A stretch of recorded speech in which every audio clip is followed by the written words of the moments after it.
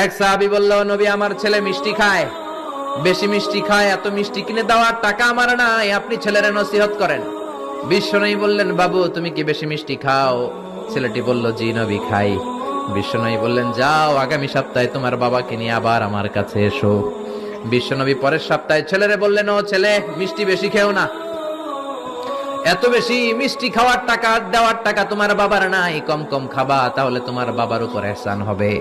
ছেলের বাবা বলল, নবী এই কথা তো গত সপ্তাহে বলতে পারতেন। বিশ্বনবী বললেন, কেমন করে বলি, কারণ আমি নবী তো মিষ্টি পছন্দ করি।